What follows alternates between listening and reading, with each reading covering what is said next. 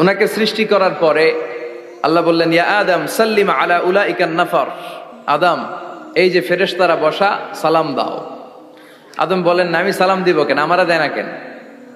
অনেক মুরব্বী আছে বলে, আমি দিব কেন, তোরা আমারে দিবি। এরকম আছে না নাই? না, সালাম সবাই সবাইকে দিবেন। স্বামী স্ত্রীকে দিবেন, স্ত্রী স্বামীকে দিবেন, বড়রা ছোটদের দিবেন, ছোটরা বড়দের দিবেন, এক ভাই আরেক ভাইকে দিবেন, বোন ভাইকে দিবেন। তাহলে ফ্যামিলির মধ্যে শান্তি দিয়ে ফ্যামিলিটাকে সমৃদ্ধ করে দিবে কে? কারণ সালাম অর্থই শান্তি। সালাম অর্থ কি? ফ্যামিলির মধ্যে আমাদের এই সালামের প্রচলন নাই। বিশ্বনবী সাল্লাল্লাহু আলাইহি ওয়াসাল্লাম স্ত্রীদেরকে আগে সালাম দিতেন, সাহাবাদেরকে আগে সালাম দিতেন। মা আয়েশা বলেন, এত বছর বিশ্বনবী সংসার করলাম, একদিনও আগে সালাম দিতে পারি নাই। সবসময় বিশ্বনবী আমাকে আগে সালাম দিয়ে দিতেন। তো সাইয়েদনা আদমকে সৃষ্টি করার পরে আল্লাহ বললেন, আদম সাল্লিম আলা উলাইকান নাফার। বুখারীর বর্ণনা, ফেরেশতাদের এই দলটাকে তুমি সালাম দাও। সাইয়েদনা আদম আলাইহিস সালাম অহংকার করেন নাই। তিনি বলেন নাই যে কেন দিব, ফেরেশতারে বলেন না আমারে দিতে, এটা বলছে না। উনি সালাম দিলেন, ফলে ওনার অন্তর থেকে অহংকার মুক্ত করে দিল কে? আল্লাহ। বিশ্বনবী বলেছেন, আল বাদিউ বিসসালামি বারিউম মিনাল কিবর। আগে আগে যে সালাম দিয়ে দেয়, আল্লাহ তার অন্তর থেকে অহংকার তুলে নেয়। মান কানা ফি কলবিহি হাববাতু খারদাল মিনাল কিবর লা ইয়াদখুলুল জান্নাতা আবাদা। যার অন্তরে যাররা পরিমাণ অহংকারের ছিটে ফোঁটা থাকে, সে আল্লাহর জান্নাতে ঢুকতে পারবে না। আল্লাহর জান্নাতে ঢুকবে বিনয়ীরা। কারা? যারা বিনয়ী, মুতাওয়াদি, হাম্বল, যাদের মধ্যে হাম্বলনেস আছে, যারা বিনয়ী, তারা জান্নাতে ঢুকবে। তো সাইয়েদনা আদম আলাইহিস সালাম বিনয়ের পরিচয় দিলেন, কিন্তু শয়তানকে আল্লাহ বললেন উসজুদু। শয়তানকে বললেন, শয়তান সেজদা দাও। ফেরেশতাদেরকে যখন অর্ডার করেছে সেজদা দাও, শয়তান বলল, আল্লাহ আমি সেজদা দিব না। অহংকার করলো, সে নিজে নিজে উপরে উঠতে চাইলো। সে বলল, খলাকতানি মিন নার ওয়া খলাকতাহু মিন তিন। আপনি আমাকে বানিয়েছেন আগুন দিয়ে, আগুনের ধর্ম উপরের দিকে ওঠা। আগুন জ্বালিয়ে দিলে লেলিহান শিখা কই যায়? উপরে যায়। ওয়া খলাকতাহু মিন তিন। আর আদমকে বানিয়েছেন আপনি মাটি থেকে, তা আমি কেন সেজদা দিব? আদমই না আমারে দিবে। আল্লাহ শয়তানকে চির জাহান্নামী বানিয়ে দিল। চিল্লায় বলেন ঠিক কিনা? আর বিনয়ের কারণে আদমকে আল্লাহ বানালেন আশরাফুল মাখলুকাত। কি বানালেন? সৃষ্টির সেরা। এজন্য নূরের ফেরেশতারাও সাইয়েদনা আদমকে সেজদা দিতে বাধ্য হয়েছে। চিল্লায় বলেন ঠিক কিনা? তুমি মাটির আদমকে প্রথম সৃষ্টি করিয়া ঘোষণা করিয়া দিলে শ্রেষ্ঠ বলিয়া, তাই তো নূরের ফেরেশতা করে আদমকে সেজদা। ঠিক কিনা? তাই তো নূরের ফেরেশতা করে আদমকে সেজদা। সবার চেয়ে সম্মান দিলে মাটির আদমকে। আল্লাহু আল্লাহু তুমি জাল্লে জালালুহু, শেষ করা তো যায় না গে তোমার গুণগান। আল্লাহু আল্লাহু, সুবহানাল্লাহ পড়েন। এজন্য আমরা যেন বিনয়ী হই, আমরা যেন নিজেকে ছোট মনে করি। আপনি নিজেকে ছোট মনে করলে আল্লাহ আপনাকে বড় বানায় দিবে। আর যদি নিজেই নিজেকে বলেন আমি বড় আল্লামা, আমি সব জানি, তাহলে আল্লাহ বলবে তোর স্থান হচ্ছে সবচাইতে নিচে। ঠিক কিনা? আবু নওয়াস একজন কবি ছিলেন। উনি বলেছেন, ওয়াকুল লিমান ইয়াদঈ ফিল ইলমি ফালসাফাতান হাবাসতা শাইআন ওয়া গাবাত আনকা আশিয়াউ। কেউ যদি তোমারে বলে যে আমি সব জানি, তুমি দুই আঙ্গুল দেখিয়ে বলো তুমি কিচ্ছু জানো না, তোমার শিখার অনেক বাকি। জাননেওয়ালার উপরও জাননেওয়ালাও আছে। ঠিক কিনা? এজন্য আমরা যেন বিনয়ী হই। বিনয়, হাম্বলনেস, আরবিতে বলে তাওয়াদু, এটা খুবই জরুরি। এগুলো আমাদের মধ্যে এখন নাই। আমাদের মধ্যে ইগো প্রবলেম আছে না নাই? অহংকার, জেলাসি, অ্যারোগ্যান্স, এগুলো থেকে সম্মানিত ভাইয়ের আমাদেরকে বেরিয়ে আসতে হবে। দেখবেন সমাজে যারা খুবই হাম্বল, বিনয়ী, তাদেরকে সবাই পছন্দ করে না? আর অহংকারীদের কেউ পছন্দ করে না। সামনে সালাম দেয়, পিছনে গালি দেয়। কথা বলেন? এজন্য অহংকারী হবেন না, বিনয়ী হবেন। বিশ্বনবী বলছেন, আল্লাহ আপনি আমারে বিনয়ী বানান, আপনি আমারে ধৈর্যশীল বানান, আপনি আমারে শুকর গুজার বানান। আমার চোখে আল্লাহ আপনি আমারে ছোট বানান, মানুষের চোখে আপনি আমারে বড় বানান।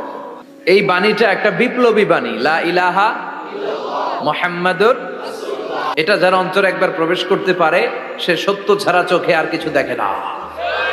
এই কালেমার পক্ষে শক্তি যারা, তারা সত্য আর ন্যায়ের পক্ষে। চিল্লায় বলেন ঠিক কিনা? এটা পৃথিবীর সবচাইতে শ্রেষ্ঠ জিকির, আফদলু জিকির লা ইলাহা।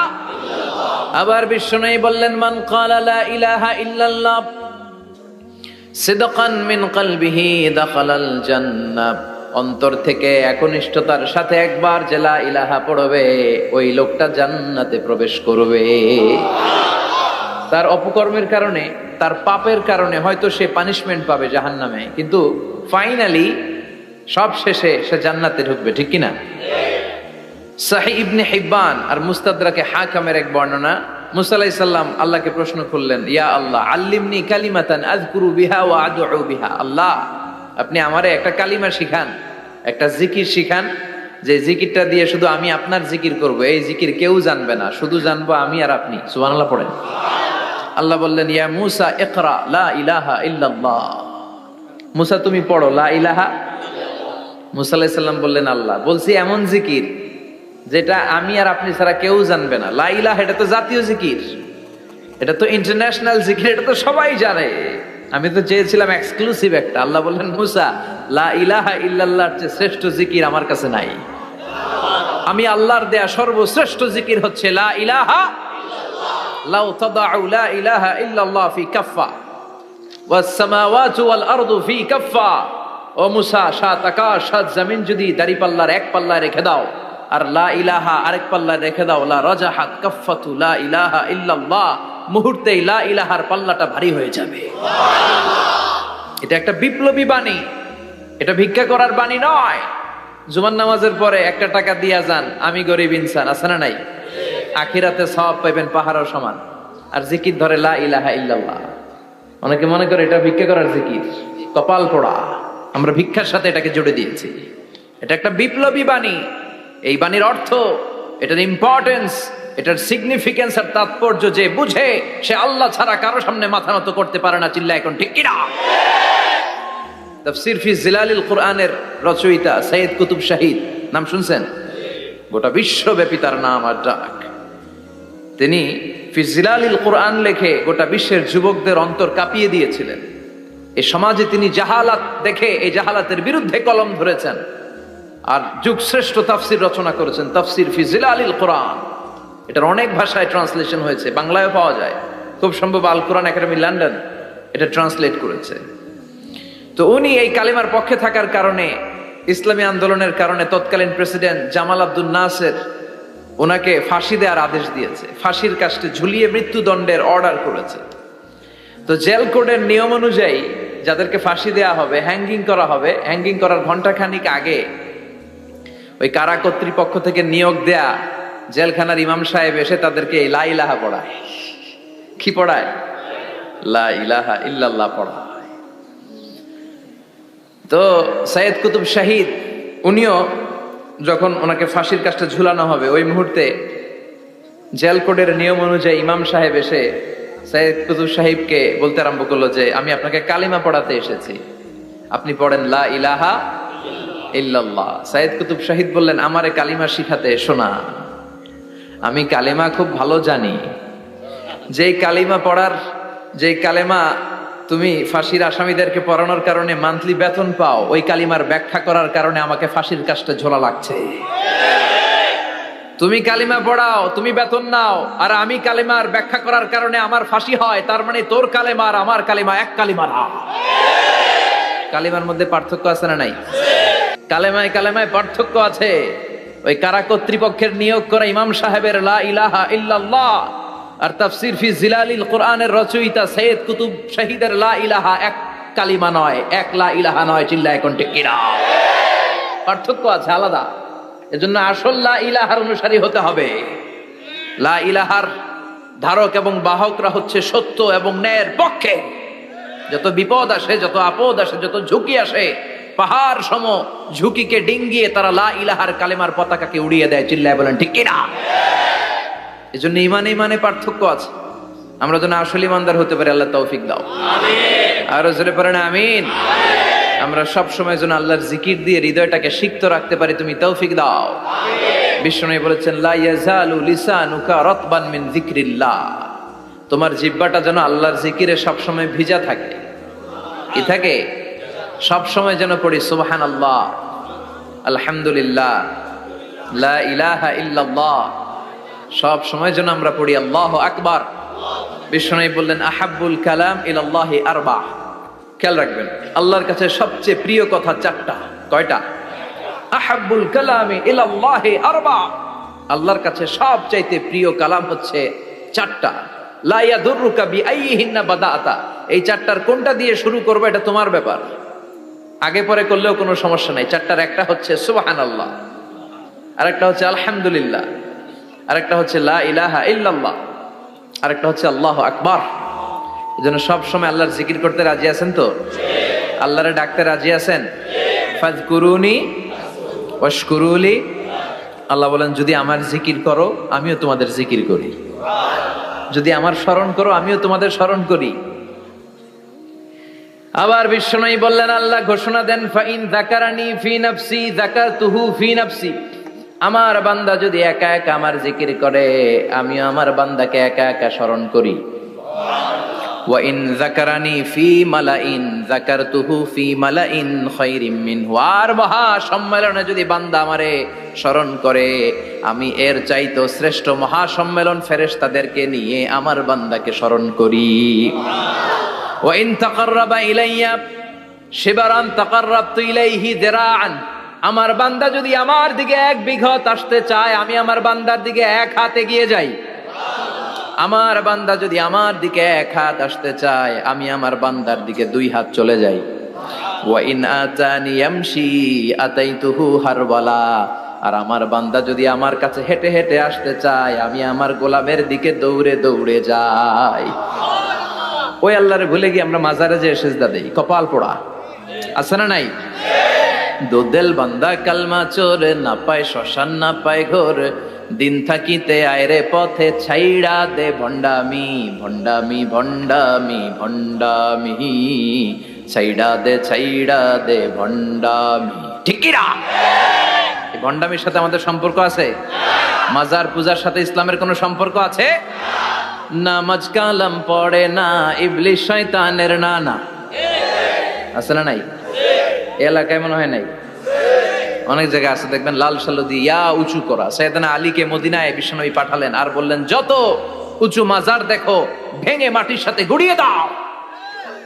কবরস্থান উঁচু হবে না, কবর হবে সমান। এটাকে সেফটি দেওয়ার জন্য, সিকিউরিটি দেওয়ার জন্য আপনি চারদিকে সিম্পল বেড়া বা দেয়াল দিতে পারেন যাতে গরু ছাগল যে এই কবরের অসম্মান না করে। আমরা আশরাফুল মাখলুকাত, আমরা বেঁচে থাকলেও যেমনি সম্মান আছে আমাদের, মরে গেলেও সম্মান আছে না নাই? আল্লাহ বললেন ওয়ালাকাদ কাররামনা বানি আদম। আমি বনি আদমের সম্মান বাড়িয়ে দিয়েছি। জীবিত অবস্থায় যেমনি সম্মান, মরে গেলেও সম্মান। ঠিক কি না? বিশ্বনবী দেখলেন একটা লাশ যাচ্ছে, লাশ দেখে নবী দাঁড়িয়ে গেলেন। সাহাবারা বললেন ইয়া রাসূলুল্লাহ ইন্নাহু ইয়াহুদি, এটা ইহুদির লাশ। দাঁড়ালেন কেন? বসেন। বিশ্বনবী বললেন আওয়ালাইসাত নাফসান, এটা কি মানুষ না? এটা হোক না ইহুদি, হোক খ্রিস্টান, হোক নাস্তিক, এটা তো মানুষ। আমি তো মানুষকে সম্মান দিয়েছি। I have dignified the status of the sons of Adam. আমি বনি আদমের সম্মানকে বাড়িয়ে দিয়েছি। সবার উপরে মানুষ সত্য, তাহার উপরে নাই। এজন্য কবরকে সিকিউরিটি দিতে হবে, কিন্তু গম্বুজ বানানো যাবে? লাল সালু দেয়া যাবে? মাজারে আগরবাতি দেয়া যাবে? মোমবাতি, মশারি, অনেক মাজারের উপরে লম্বা মশারি টাঙানো আছে না নাই? ওর বাবারে মশাই কামড়ায়, কত বড় ডাকাত। তো মশাই যদি নিচ থেকে তাড়াইতে না পারে ও তোমারে কি করবে? কথা বলেন। মশা তাড়াতে পারে না নিজের গা থেকে, তোমারে কি বাঁচাবে? দেখবেন যে লোকটা মাজারে মশারি দেয় ওর বাবার ডেঙ্গু জ্বর, ওর বাপেরে মশাই খায়, ওর মারে মশাই খায়। গোটা বিশ্বের সবগুলো আল্লাহর ওলি যদি একটা গ্লাসের পানিতে ফু দেয়, আর আপনার মা যদি আপনার মাথার মধ্যে হাত বুলিয়ে দেয়, আপনার মা যদি আপনার বুকে একটা ফু দিয়ে দেয়, সব পীর সাহেব একদিকে, মায়ের দোয়া আরেকদিকে। মায়ের দোয়া মুহূর্তে আবার আল্লাহর আরশে পৌঁছে যাবে। এজন্য বিশ্বনবী বলতেন সালাসু দাওয়াতিন মুস্তাজাবা, 3টা দোয়া আল্লাহ কবুল ফিরিয়ে দেন না। 1 নম্বরে হচ্ছে দাওয়াতুল মুসাফির, সফর অবস্থায় দোয়া করলে কবুল করে কে? আল্লাহ। 2 নম্বরে দাওয়াতুল মাজলুম, অত্যাচারিত ব্যক্তির দোয়া কবুল করে কে? 3 নম্বরে দাওয়াতুল ওয়ালিদাইনি লিওয়ালাদিহি, মা বাবা যখন হাত তুলে ছেলে মেয়েদের জন্য আল্লাহর কাছে দোয়া করে, ওই দোয়াটাও কবুল করে কে? আল্লাহ। মাজারে মশারি দিবেন? লাল সালু দিবেন? আগরবাতি, মোমবাতি, কোনো মানত, মাজারে মানত করা যায় না। ইন্নী নাযারতু লির-রহমানি সাওমা, মানত করতে হয় রহমানের নামে, মানত হবে একজনের নামে। চিল্লায় বলেন তিনি কে? এজন্য মাজারে কিছু দেয়া যাবে না। নামাজ কালাম পড়ে না ইবলিশ শয়তানের নানা, ধর্মের একখান খুঁটি ধইরা কয়দিন করবা হয়রানি। ভণ্ডামি ভণ্ডামি ভণ্ডামি, ছাইড়া দে ভণ্ডামি। দোদেল বান্দা কালমা চোর, না পায় শ্মশান না পায় ঘোর, দিন থাকিতে আয়রে পথে ছাইড়া দে ভণ্ডামি।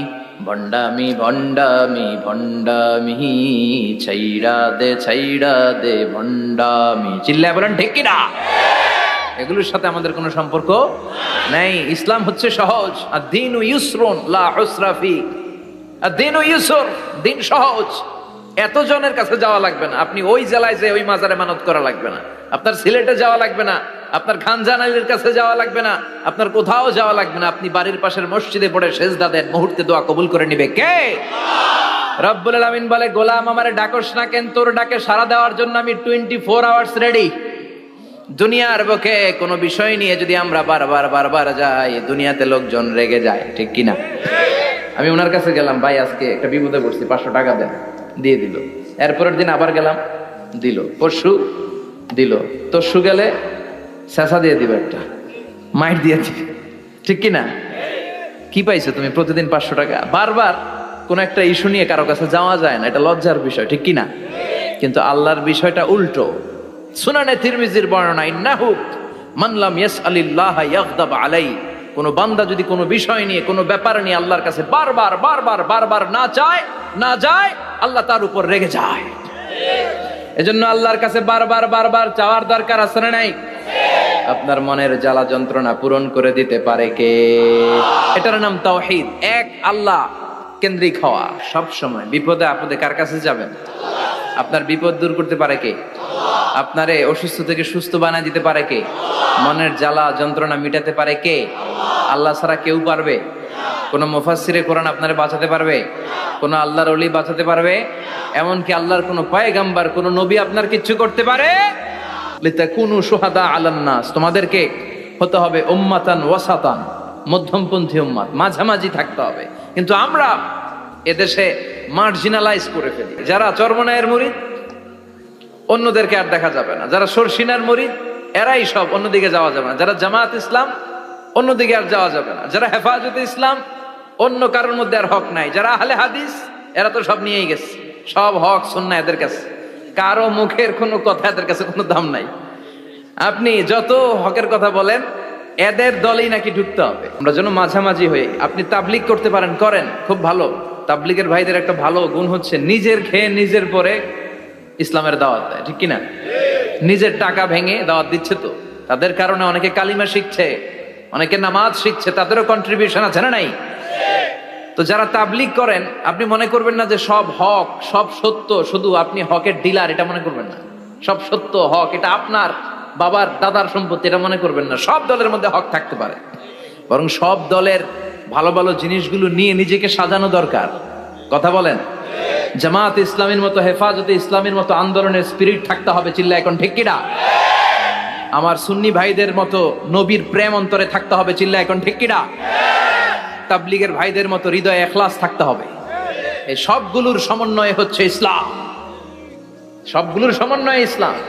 এজন্য কখনো মনে করবেন না যে আমি একদল করি তার মানে অন্য সব দল মনে হয় বাতিল, ওগুলো মনে হয় মুসলমান না, ওগুলো আমার চোখেই ধরে না। এটা ঠিক না, এটা ইহুদিদের স্বভাব। ইহুদিরা শুধুমাত্র হকের ডিলার মনে করতো নিজেদেরকে। ইহুদি ছাড়া বাকি কাউরে ওরা চোখে দেখতে পারতো না। এজন্য আমরা কি কট্টরপন্থী হব না মধ্যমপন্থী? চিল্লায় বলেন, কট্টরপন্থী না মধ্যমপন্থী?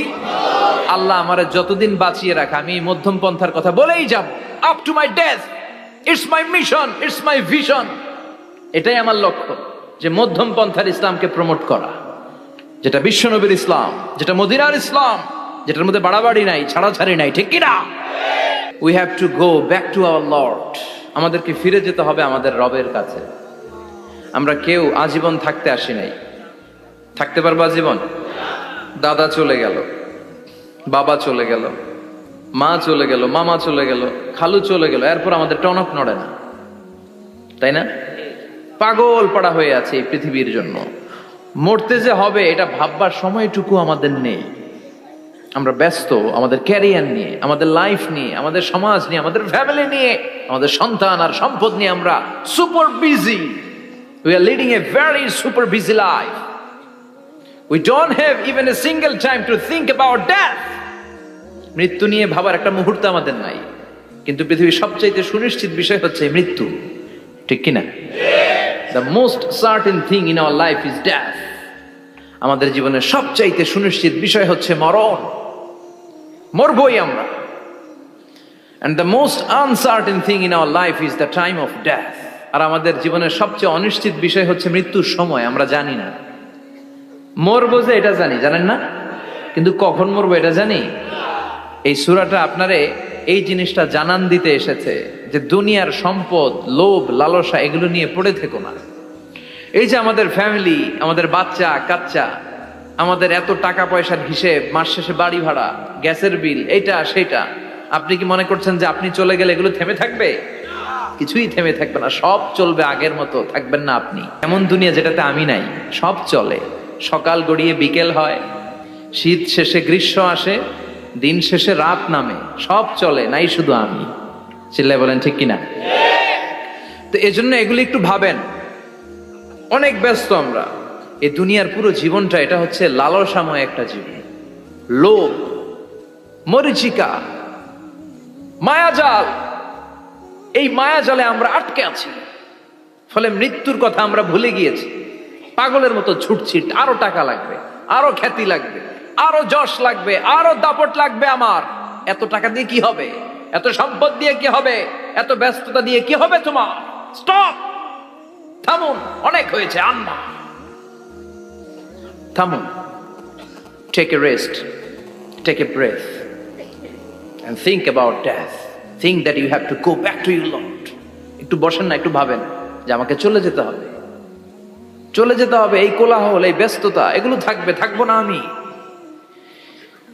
সাইয়েদনা ওমর ফারুক বলেছেন, মুতু ক্বাবলা আন তামুতু, মরার আগে একবার মরো। হাসিবু ক্বাবলা আন তুহাসাবু আলাইকুম, তোমার হিসাব নেওয়ার আগে তুমি একবার নিজের হিসাবটা করো না। কাগজ বের করে একটু লিখো না কি কি ভালো কাজ করছিলা, যেগুলো দিয়ে নাজাতের ওয়াসিলা হতে পারে। 1 2 3, আর কি কি আকাম কুকাম করছো দেখো না, লিখে দেখো তোমার অবস্থাটা কি। মরার আগে একবার মরো। মরার আগে খাটের মধ্যে শুয়ে শটান করে চোখ বন্ধ করে একবার মরার ভান করে দেখেন কেমন লাগে। চোখটা বন্ধ করেন আর ভাবেন আপনি নাই, কি কি হতে পারে ভাবেন। আপনার ছেলে মেয়েরা কান্না জুড়ে দিবে, আপনার প্রাণের স্ত্রী বিলাপ শুরু করে দিবে, বন্ধু বান্ধবের চিৎকার আর মাতম, স্থানীয় এলাকার মসজিদে ঘোষণা, অমুক এলাকার নিবাসী অমুক ভাই অমুকের ছেলে অমুক দুনিয়ায় নাই। সব আত্মীয়রা চলে আসবে, ফেসবুকে স্ট্যাটাস দেয়া হবে, সবাই সবাইকে জানাবে বিকাল 4টায় অমুক হাই স্কুল ময়দানে আপনার জানাজা। ছুটে আসবে, সবাই ছুটে আসবে আপনাকে শেষ বিদায় দিতে, গুড বাই জানানোর জন্য, আল ওয়াদা, বিদায় জানাতে আসবে সবাই। 4 তাকবীর দিয়ে আপনার জানাজা হবে, অশ্রুসিক্ত জানাজায় আপনার বিদায় হবে। কাঠের খাটিয়ার মধ্যে করে কাঁধে তুলে আপনারে কবরে নেওয়া হবে। আগে থেকে খুঁড়ে রাখা কবরটার মধ্যে আপনারে বিছিয়ে দেয়া হবে। বাঁশের কচি দিয়ে তার উপরে মাটির চাপা দিয়ে সব চলে যাবে। ভাবেন না একবার চোখ বন্ধ করে, this is the circle of life, this is the nature of life. এটা সবার হবে, আমার হবে, আপনার হবে। এত মায়া, এত ভালোবাসা কই যাবে? কেউ থাকবে না। সবাই আপনার অন্ধকার কবরে রেখে দিয়ে চলে আসবে। উপরে বাঁশের কঞ্চি, তার উপরে মাটির চাপা, অন্ধকার আর অন্ধকার। এই অন্ধকার যেন শেষ হতে চায় না, শুধুই অন্ধকার, ঠিক কিনা? এজন্য আমাদের চলে যেতে হবে। দাদা গেল, চাচা গেল, মামা গেল, আমাদেরকেও যেতে হবে, জোরে কোন ঠিক কিনা? একদিন মাটির ভেতরে হবে ঘরে মন আমার, কেন বন্ধ দালান ঘর, প্রাণ পাখি উড়ে যাবে পিঞ্জর ছেড়ে।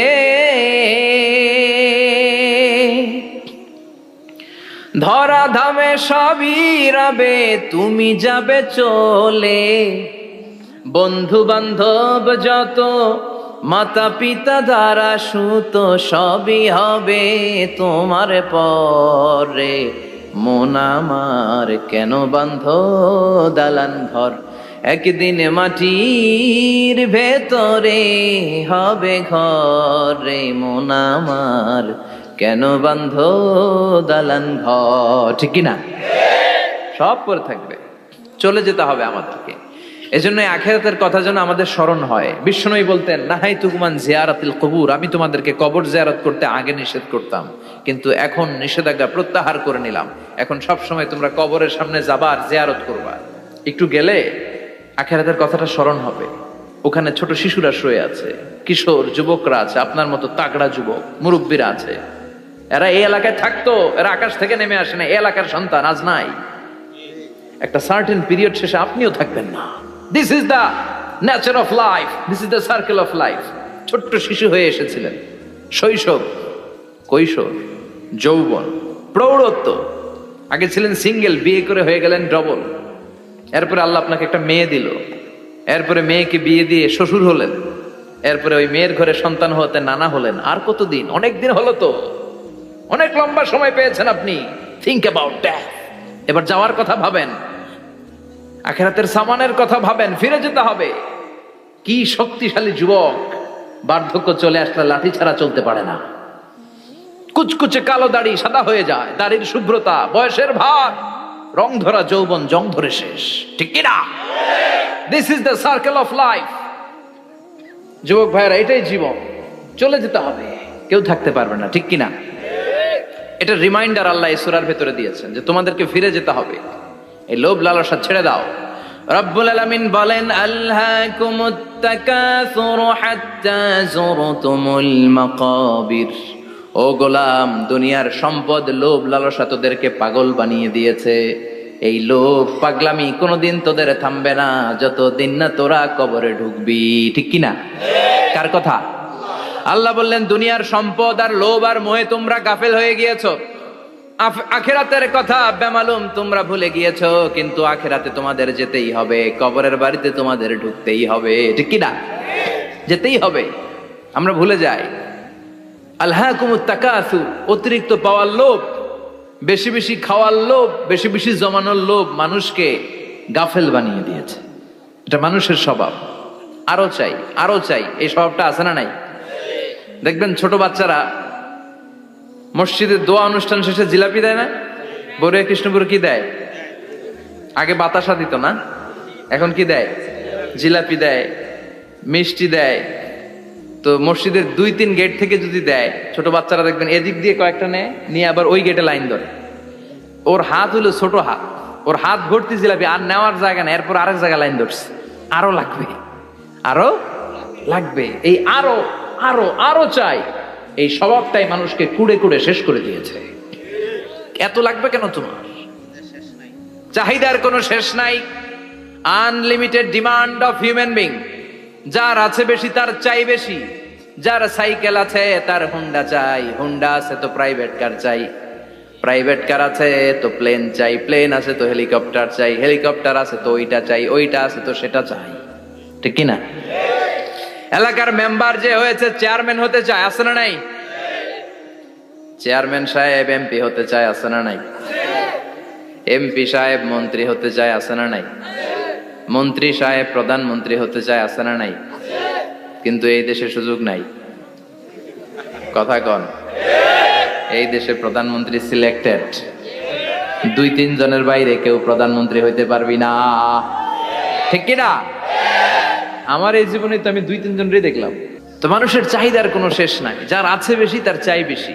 এজন্য বিষ্ণু বলেছেন, উনজুরু ইলা মান হুয়া আসফালা মিন, তোমার চেয়ে যে খারাপ আছে ওর দিকে তাকাও। ওয়ালা তানজুর মান হুয়া আ'লা মিন, তোমার চেয়ে যে ভালো আছে ওর দিকে তাকায়ও না, তোমার চেয়ে যে খারাপ অবস্থানে আছে ওর দিকে তাকাও। অনেকে নিজের অবস্থান নিয়ে সুখী না, এরকম আছে না নাই? আল্লাহ আমার এটা দিল না রে, ওইটা দিল না রে, পাইলাম না রে, কিচ্ছু হয় না, কি করব জীবনে, হতাশ। আসলে আছে কিন্তু অনেক, কিন্তু শুকরিয়া নাই, ডাকাত। ঠিক কি না? নিজের অবস্থান নিয়ে সুখী না, কিন্তু অনেক লোক আছে তারা আপনার অবস্থানে পৌঁছতে চায়। তাদের দিকে তাকিয়ে দেখেন, আপনি যে অবস্থানে আছেন এই অবস্থানে পৌঁছাটা অনেকের কাছে স্বপ্ন। তারা প্রতিনিয়ত সংগ্রাম আর স্ট্রাগল করে যাচ্ছে আপনার অবস্থানে পৌঁছতে, আর আপনি এটা নিয়ে সন্তুষ্ট না। শেখ সাদির নাম শুনেছেন? বালাগাল উলা কাশাফাত দুজা, এই কবিতাটা রচয়িতা ইরানের বিখ্যাত এক কবি। উনি একবার আর্থিক সমস্যার মধ্যে দিয়ে সময় কাটাচ্ছেন, টাকা নাই, পয়সা নাই, পায়ে দেওয়ার মতো জুতা নাই। উনি খুব দুঃখ পেলেন, হায় রে, আমি ইরানের এত বড় কবি, আমার পায়ে দেওয়ার মতো জুতা নাই। দুঃখ ভরা মন নিয়ে রাস্তায় হাঁটতে বেরোলেন। হাঁটতে হাঁটতে হঠাৎ দেখলেন একটা লোক শুয়ে শুয়ে কাঁদছে, ওই লোকটার দুইটা পাই নাই, পাই নাই। উনি সেজদায় পড়ে গেলেন, আল্লাহর কাছে ক্ষমা চাইলেন, আল্লাহ অনেক দিয়েছো, শুকর আলহামদুলিল্লাহ। এজন্য যেই পরিস্থিতিতেই থাকি না কেন আমরা কি পড়বো? জোরে বলেন, কি পড়বো? এজন্য আল কানাতু মিনাল ইসলাম, অল্পে তুষ্ট থাকার নাম হলো ইসলাম। সম্পদ লাগবে কিন্তু সম্পদের পাহাড় লাগবে না, ঠিক কি না? অল্প খান, অল্প পড়েন, অল্প জামান, অল্পের ভেতরে বরকত ঢুকাইয়া দিছে কে? দেখবেন যাদের সম্পদ অল্প তারা সুখী বেশি। জরিপে এটা দেখা গিয়েছে, অনেক সার্ভেতে এটা এসেছে, যারা সম্পদশালী এরা দুঃখী বেশি, এদের দুঃখ বেশি, টেনশন বেশি। খুব স্বাভাবিক, টাকা যার বেশি রোগ তার বেশি, টাকা যার বেশি টেনশন তার বেশি, টাকা যার বেশি ঘরে শান্তি তার কম। আছে না নাই? ঘরের ভেতরে অশান্তি, ছেলে কথা শোনে না, ছেলে টানে গাঞ্জা, মেয়ে করে পরকিয়া। আছে না নাই? স্ত্রী কথা শোনে না, ভালোবাসা নাই, ঘরটা জাহান্নামের টুকরা। রোগ বালাই, এক একটা হসপিটাল বিল পরিশোধ করতে মাসে 5 লাখ 10 লাখ। আছে না নাই? কিছু খেতে পারে না, ডাক্তার একেবারে ডায়েট মেনু বেঁধে দিয়েছে। ডায়েট, ভেরি ডায়েট মেনু, এটা এটা এটা এটা কিছুই খাবেন না, শুধু গরু খাবেন না, খাসি খাবেন না, চিংড়ি খাবেন না, খালি ঘাস খাবেন। ইচ্ছে মতো ঘাস খাবেন, মানে ঘাস জাতীয় যত আইটেম আছে সব খাবেন।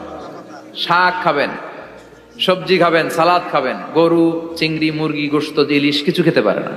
তাহলে রোগ বেশি, খাওয়ার মজা নাই, ঘরে সাংসারিক শান্তি নাই, খালি ব্যারাম আর ব্যারাম, ঠিক কিনা?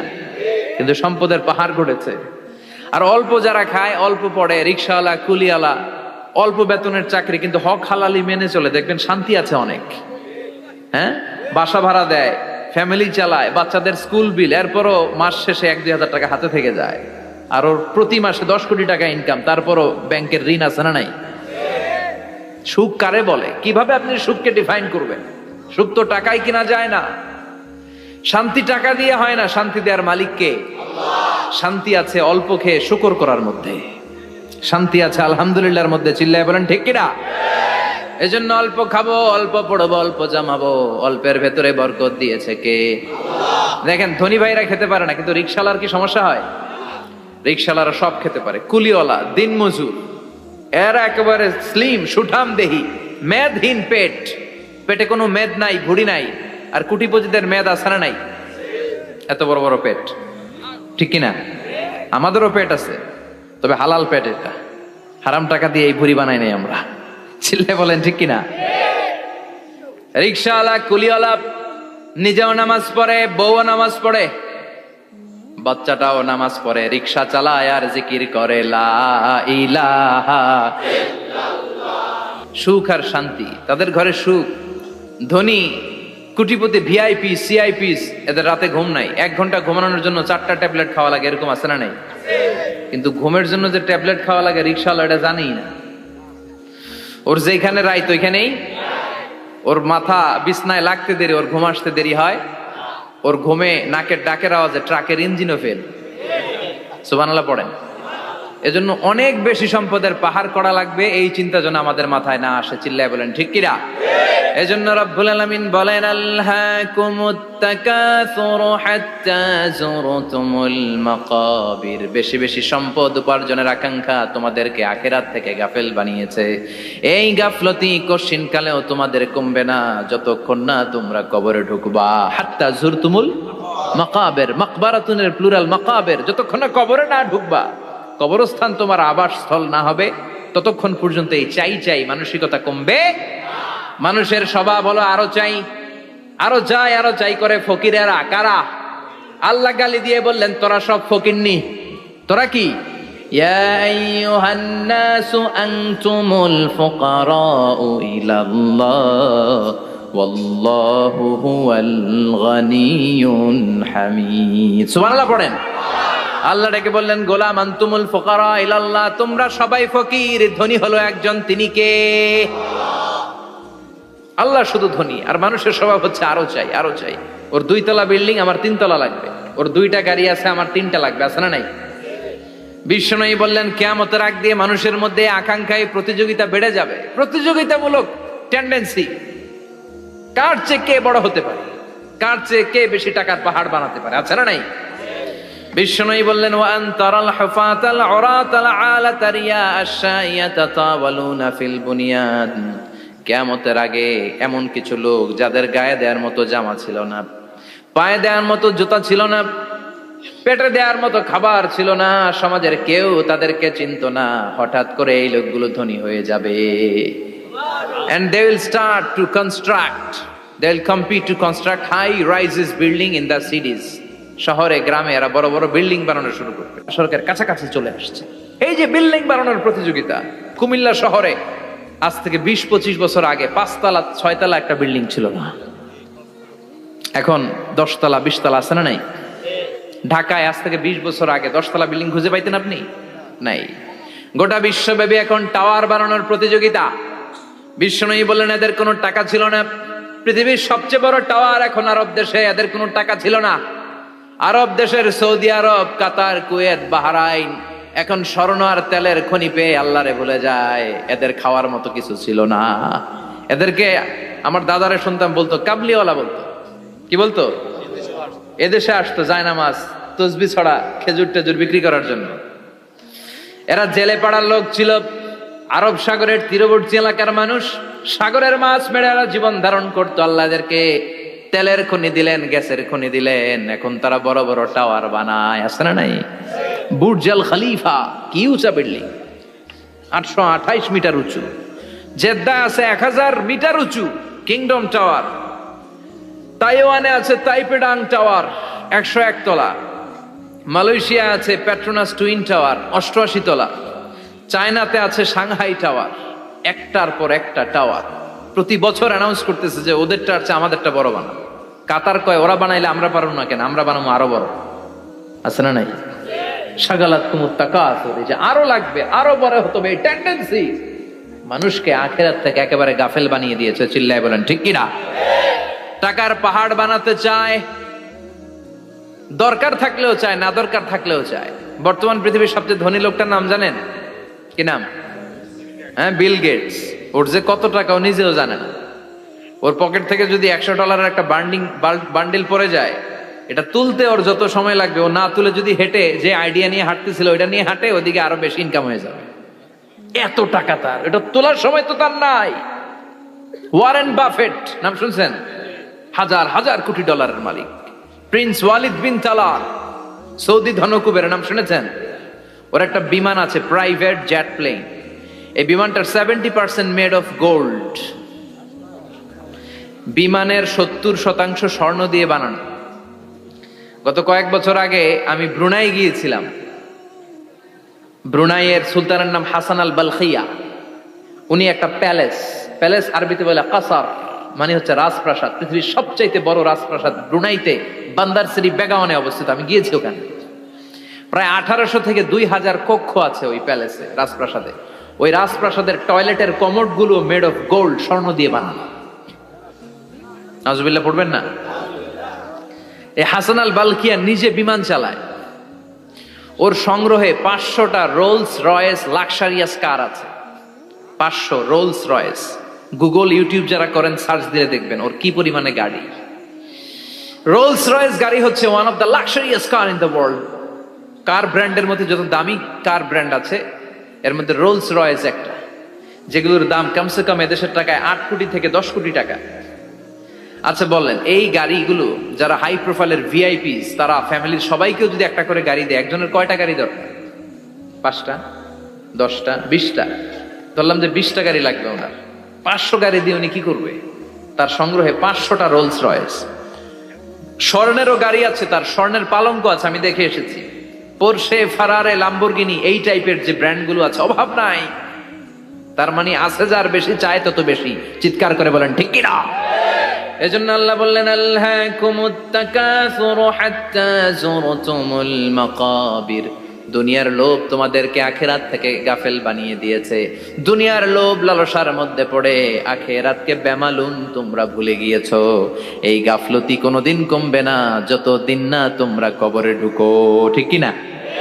সম্পদ উপার্জনে ইসলাম বাধা দেয় না, কিন্তু সম্পদ হৃদয়ে স্থান দেয়া যাবে না। সম্পদ উপার্জন করতে হবে, খরচ করে ফেলতে হবে। বেশি সম্পদশালী হতে হলে আল্লাহর সন্তুষ্টির জন্য যাকাত দিতে হবে। কে দিতে হবে? দে যাকাত, দে যাকাত, তোর দিল খুলবে পরে, আগে খুলো খাত। দে যাকাত, দে যাকাত, তোরা দে রে যাকাত, ঠিক কি না? দিল পরে খুলবে, আগে হাত খোলেন। হাত খুললে দেখবেন দিলটারে খুলে দিয়েছে কে? সাইয়েদনা মুসা আলাইহিস সালামের জামানায় ওনার চাচাতো ভাই ছিল মিশরের সবচাইতে বড় ধনী, যাকাত দেয় নাই। তার কি করুণ পরিণতি হয়েছে কোরআনে আছে না নাই? এত সম্পদ ছিল, তার সম্পদগুলো সে সিন্ধুকে আটকে রাখতো। আর এই সিন্ধুকের চাবিগুলো আলগানোর জন্য, কাঁধে নেওয়ার জন্য 10 জন লোক লাগতো। সিন্ধুক কাঁধে নেওয়ার জন্য, সিন্ধুকের চাবি, চাবির গোছা কাঁধে নেওয়ার জন্য কয়জন?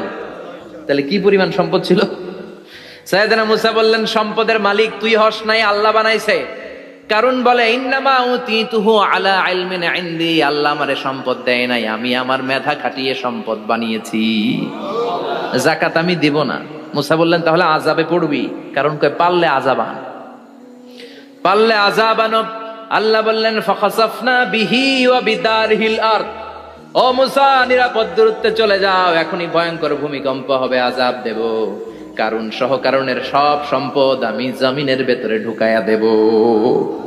আমি নিজে কারণের বাড়ি দেখে এসেছি। মিশরের রাজধানী কায়রো থেকে প্রায় 150 কিলো দূর একটা জেলা আছে, ফায়ুম জেলা। ওইখানে কারুনকে আল্লাহ তার সব সম্পত্তি সব মাটিতে দাবিয়ে দিয়েছেন। দাবাতে দাবাতে হাঁটু পর্যন্ত যখন কারুন জামিনে দেবে যায়, ভাবছে উঠে যাবে। কোমর পর্যন্ত যখন মাটির মধ্যে দেবে যায়, ভাবছে উঠতে পারবে। গলা পর্যন্ত যখন দেবে যায়, হাত তুইলা কয় আমি ঈমান আনলাম। ও মুসা, সব সম্পদ তোর আর তোর আল্লাহর লইয়া যা, খালি আমারে বাঁচা, আমারে। সব গাদ্দারদের একই পরিণতি। ফেরাউনরেও যখন আল্লাহ লোহিত সাগরে পানি খাওয়াতে খাওয়াতে পেটটা এত বড়, হাত তুলা কয় আনা মিনাল মুসলিমিন, আমি মুসলমান, আমি ভালো মানুষ। আল্লাহর কোরআন সাক্ষী, সে বলেছে আনা মিনাল বনি ইসরাইলরা যে আল্লাহরে মানে আমিও তারে মানি, আমিও আল্লাহর দলের একনিষ্ঠ কর্মী। আর পানি খাইতে পারি না, আল্লাহ বাঁচাও। আল্লাহ কয় আরো খা। শেষ, ফেরাউন শেষ, নমরুদ শেষ, কারুন শেষ। পুরো সম্পদ সহ আল্লাহ কারুনকে জামিনের ভেতরে দাবিয়ে দিলেন। এজন্য সম্পদ যাদের বেশি, যাকাত দেওয়ার দরকার আছে না নাই? দারিদ্রতা বিমোচনের জন্য যাকাত দিবেন। যাকাতের শাড়ি লুঙ্গি এইভাবে না, অনেকে কিন্তু দেয় জাকাতের শাড়ি, জাকাতের লুঙ্গি, জাকাতের গামছা, এরকম ডাকাইত আছে না নাই? বাংলাদেশে এমনও হয়েছে জাকাতের শাড়ি দিবে বলে সে পত্রিকায় নিউজ করেছে, আর ওই শাড়ি আনার জন্য শাড়ি দিবে 5000, মানুষ এসেছে 5 লক্ষ। পদপৃষ্ঠ হয়ে 11 জন নারী এক জায়গায় মারা গিয়েছে। কিয়ামতের দিন আল্লাহ বিচারের কাঠগড়ায় এই বিজনেস ম্যাগনেটকে দাঁড়িয়ে সেদিন জিজ্ঞাসা করবে যে কেন তুই এদেরকে কষ্ট দিয়েছিলি? চিল্লা এখন ঠিক কিনা? এদের মৃত্যুর দায়ভার এই শিল্পপতি এড়াতে পারবে না। যাকাতের শাড়ি, যাকাতের লুঙ্গি বিতরণের জন্য আল্লাহ তোমারে ধনী বানায় নাই। ধনীদের দায়িত্ব হলো গরিবের হাতে সম্পদ পৌঁছে দেয়া। ওফি আমওয়ালিহিম হাক্কুন লিসাইলি ওয়াল মাহরুম। গরিব আমার কাছ থেকে সম্পদ আর যাকাত নিয়ে সে আমার প্রতি করুণা করেছে। আমি যাকাত দেই বলে আমি কোনো দয়া দেখাই নাই। কথা বুঝতে পেরেছেন? আইডিয়াটা ক্লিয়ার করে নেন। যাকাত দেয়া আমার জন্য কি? কথা বলেন, ফরজ। আর যে যাকাত নেয় তার জন্য যাকাত খাওয়া কি ফরজ? আমি গরিব মানুষ, আমি যাকাত খাবো না, না খাইয়া থাকুম, রোজা রাখুন। কথা কন। আমার যে যাকাত নেওয়া লাগবে এমন কোনো কথা নাই, কিন্তু আমি যে ধনী আমার দিতেই হবে, এটা ফরজ। তার মানে আমি দিয়ে আমি দয়া করি নাই, ও নিয়ে আমারে বাঁচাইয়া দয়া করে গেছে। চিৎকার করে বলো ঠিক কিনা? ইসলাম বলে রাস্তার এক পাশে 5 তলা আর এক পাশে গাছতলা, এটার নাম ইসলাম না। ওফিয়ামু আলিহিম হাক্কুন লিসাইলি ওয়াল মাহরুম। খেটে খাওয়া মানুষ, সুবিধা বঞ্চিত মানুষদের দ্বারে যে তুমি যাকাতের টাকা পৌঁছে দাও। যাকাতকে ফরজ করা হয়েছে দারিদ্রতা বিমোচনের জন্য। আপনি শাড়ি লুঙ্গি দিলে কি হবে? ওরে শাড়ি দিচ্ছেন দুপুরে, রাত্রেবেলা ও আরেক জায়গায় লাইন ধরে আছে, বিরিয়ানির প্যাকেট দিতেছে ওইখানে। কথা কন। সারাটা বছর ও যাকাতের টাকা নেবে, ওর কিচ্ছু হবে না। বরং এমন কিছু তাকে করে দিতে হবে যেটা দিয়ে সে ফ্যামিলি লিড করতে পারে। একটা সিএনজি কিনে দেন, ওই ফ্যামিলিতে কোনো যুবক থাকলে সিএনজি চালায়া, অটো চালায়া ফ্যামিলিটারে চালা। একটা টঙের দোকান করে দেন, চায়ের দোকান, চা বিক্রি করে ফ্যামিলিটারে চালাবে। অস্ট্রেলিয়ান একটা গাই কিনে দেন, গরুর দুধ বিক্রি করে তার ফ্যামিলি চলবে। কিংবা মাছের একটা খামার করে দেন, মুরগির খামার করে দেন, ঠিক কিনা? ওমরে ফারুক বলতেন এমন ভাবে জাকাত দাও যাতে করে যাকে জাকাত দিয়েছে জীবনে কোনোদিন সেজন্য আর কারো কাছে যে হাত পেতে জাকাতের জন্য দাঁড়িয়ে না থাকে। এই বিধানটা কার? এজন্য আল্লাহ বললেন আল্লাহকুমুত তাকাসুরু হাত্তা যুরতুমুল মাকাবির। দুনিয়ার লোভ লালসা তোমাদের কমবে না যতদিন না তোমরা কবরে ঢুকো। কার কথা? চিল্লায় বলেন কার? এজন্য দুনিয়ার প্রতি যে আমাদের লোভ, এটা কি বাড়াইতে হবে না কমাইতে হবে? এই দুনিয়ার জীবন এটা ক্ষণিকের। আমাল হায়াতুদ দুনিয়া ইল্লা মাতাউল গুরুর। এটা ভোগের সামগ্রী, আজ আছে কাল না, এটা হাতের ময়লা। দুনিয়ার এই জীবনের দৃষ্টান্ত হচ্ছে 4টা স্বর্ণের টুকরা আর 3টা লাশের মতো। স্বর্ণের টুকরা 4টা, চিৎকার করে বলেন তো কয়টা? লাশ 3টা, জোরে বলেন কয়টা?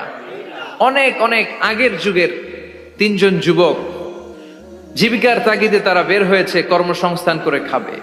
পথিমধ্যে তারা গুপ্তধন পেয়েছে, স্বর্ণের বার পেয়েছে, তো বড় বড় 4টা পেয়ে তারা মহা খুশি। আমাদের আর কাজ করা লাগবে না, এগুলো বেচে আজীবন খাবো, সুখে থাকবো। তো 3জন মিলে বললো 4টা স্বর্ণের টুকরা 3জনের মধ্যে ভাগ করে দেওয়ার আগে একজন এক কাজ কর, বাজার থেকে কিছু রুটি নিয়ে আয়, খুব ক্ষুধা লেগেছে, খেয়ে নেই। একজনরে রুটি আনতে পাঠিয়ে 2জন মিলে ভাবে ওইটারে যদি মেরে ফেলতে পারি তাহলে তো তোর আর আমার মধ্যে কোনো ঝামেলা নাই। স্বর্ণের টুকরা কয়টা? তুই নিবি 2টা, আমি নেব 2টা। আর যেটারে রুটি আনতে পাঠাইছে ওইটা মনে মনে ভাবতেছে রুটির মধ্যে বিষ মিশাই নিয়ে যাব। কি মিশাবো? বিষ খাইয়া ওইটা শেষ, সবগুলো আমার। তো বিষ মিশায় নিয়ে আসছে, আর আগের পরিকল্পনা অনুযায়ী এই 2জন মিলে তাকে নৃশংসভাবে হত্যা করেছে। হত্যার পরে কয় প্রচন্ড ক্ষুধা লাগছে, লো আগে খায়া লই। 2জন মিলে বাজার থেকে আনা বিষ মাখানো রুটি খেয়ে ওই 2টাও শেষ। স্বর্ণের জায়গায় স্বর্ণ পড়ে আছে, স্বর্ণগুলো নেয়ার মতো মানুষ আর নাই, ঠিক কিনা?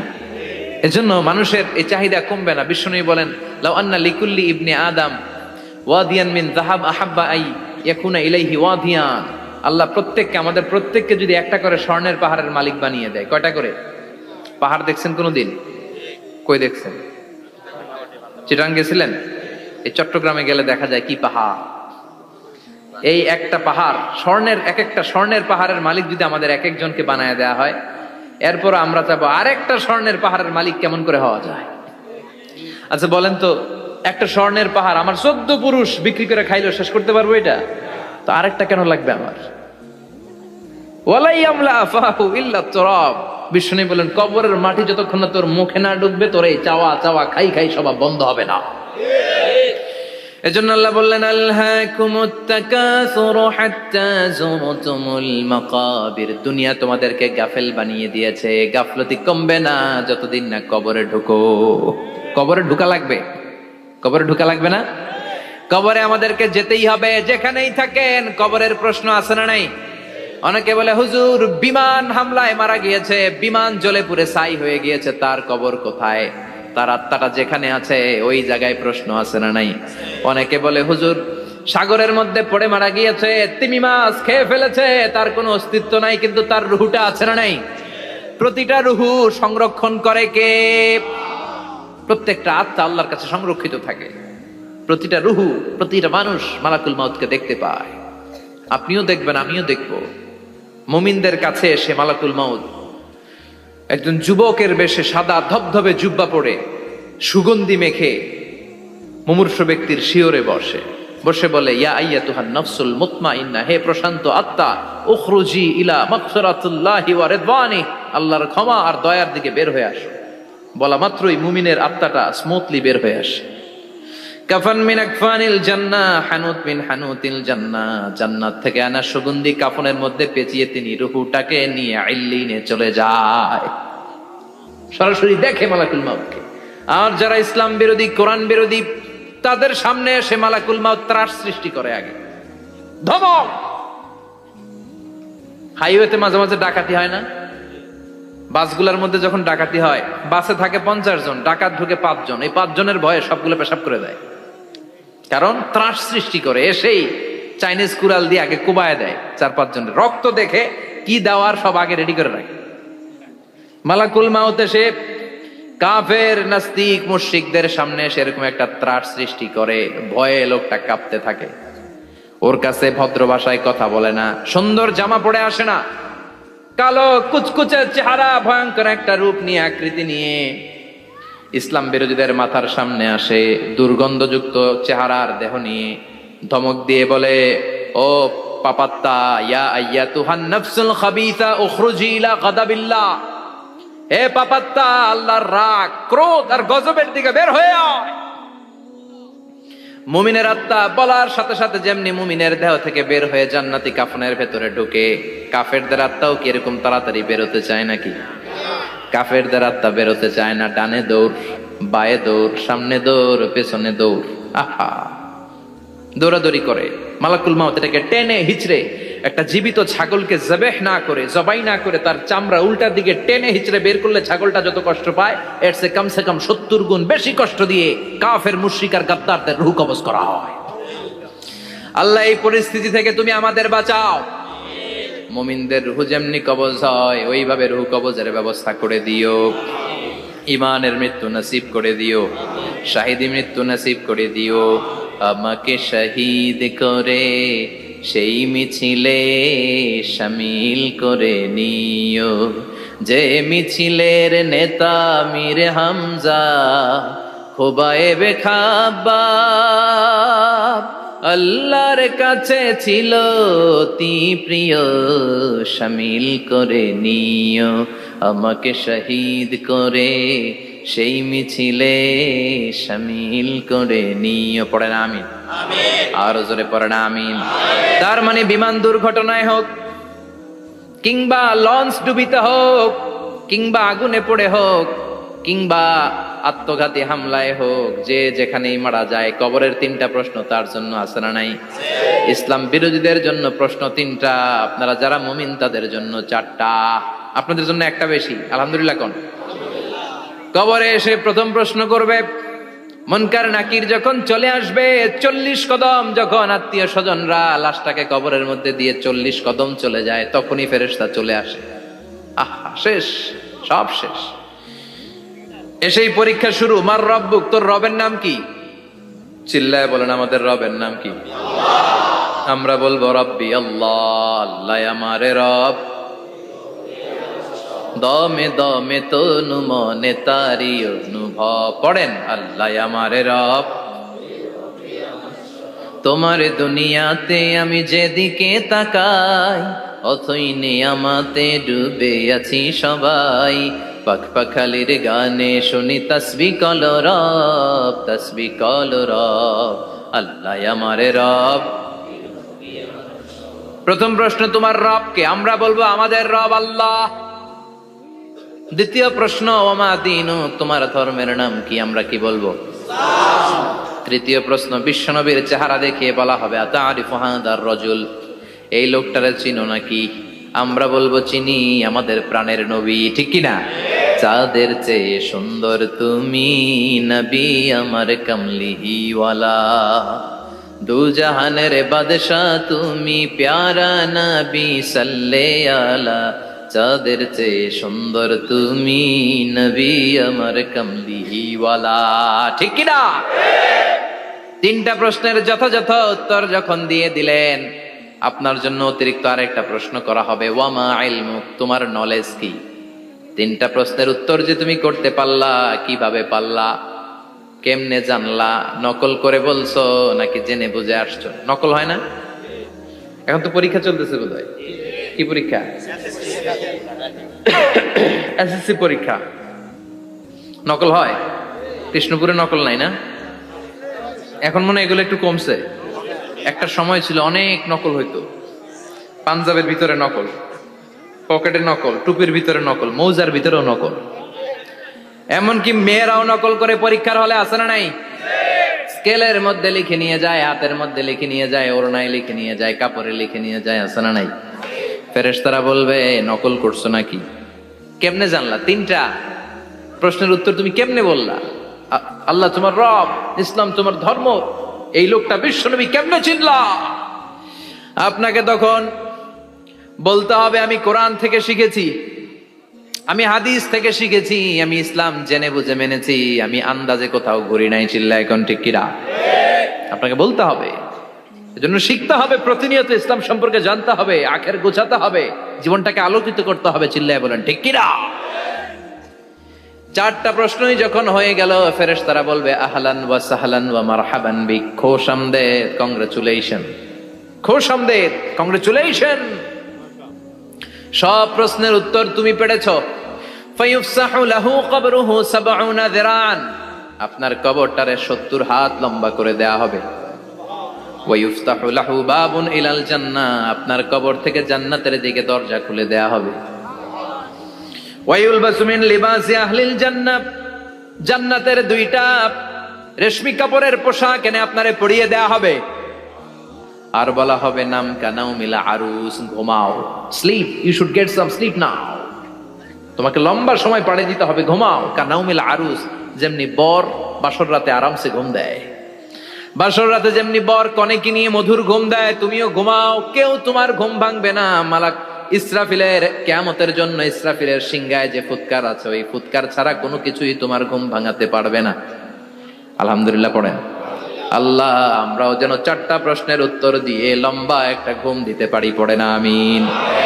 ওয়াম্মাল কাফির ওয়া আহলুশ শিমাল, আর ইসলাম বিরোধী যারা, তাদের সামনে আসবে মালাকান আসওয়াদান আজরাকান, কৃষ্ণ বর্ণের দেহ, নীলাভ বর্ণের দুটো চোখ, গায়ের রং কালো, চোখের রং নীল। দেখতে কেমন লাগে? আলিফ লাইলার ভূতের মতো। কথা কন। গায়ের রং কালো, চোখের রং নীল। ফেরেশতা দুইটা আসবে, এসে ত্রাস সৃষ্টি করবে, এসে বলবে বল তোর রবের নাম কি? মার রব্বুক। ইসলাম বিরোধী মুশরিক কাফের নাস্তিক এরা বলবে আমি জানি না আমার রবকে, আমি জানি না, আমি তো আজীবন শুধু চেয়ার করেছি, মদ খেয়েছি, আমি ধর্ষণে সেঞ্চুরি করেছি দুনিয়ার বুকে, আমি টেন্ডারবাজি করেছি, চাঁদাবাজি করেছি, আমি মাস্তানি করেছি, আমার দাপটে এলাকার ইসলাম প্রিয়রা বাসায় ঘুমাতে পারে না। আমি ছিলাম টেন্ডারবাজ, আমি ছিলাম গডফাদার, সন্ত্রাসীদের লিডার, আমি ছিলাম ডন 1 2 3 সব, আমি ছিলাম ডনের ডন, আমি ছিলাম মাস্তান রংবাজ। রব টপ কি আমি তো জানি না। লাদ্রি লাদ্রি, আমার জিজ্ঞেস করো না। আবার প্রশ্ন করা হবে ওয়ামা দীনুক, তোর ধর্মের নাম কি? বলবে লা আদরি, আমার কোনো ধর্ম নাই, আমার কোনো ধর্ম নাই, আমি শুধু মৌজ মাস্তিতে ছিলাম, আমি আনন্দ ফুর্তি করেছি, ইসলাম নিয়ে আমার মাথা ব্যথা ছিল না, আজীবন ইসলামরে আমি বাস দিয়েছি। চিল্লায় বলেন ঠিক কিনা? ইসলাম বিরোধীদের সাথে ছিল আমার চলাফেরা, আমার সব সাঙ্গপাঙ্গ ছিল গুন্ডা বদমাশ ইসলাম বিরোধী। রব কি, ইসলাম কি, এগুলো আমি জানি না। আমার এগুলো জিজ্ঞেস করো কেন? ধর্ম কি আমি জানি না, আমি কিচ্ছু মনে করতে পারছি না। 3 নম্বর প্রশ্ন করা হবে আতারিফু হাদার রাজুল, দেখো তো এই লোকটারে চিনো কিনা? কয় না, চিনি না, তবে মনে হয় এই লোকটারে দুনিয়ার বুকে আমি গালি দিতাম, এই লোকটার বিরোধিতা করতাম, ব্লগের মধ্যে এই লোকটার ব্যাপারে কুৎসা রটনা করতাম, এই লোকটার কার্টুন বানিয়ে আমি হিংসা ছড়িয়ে দিতাম, এই লোকটার ব্যাপারে আমি এলাকার মধ্যে অপপ্রচার চালাতাম। ফেরেশতারা বলবে তাই? এই ছিল তোর ডিউটি?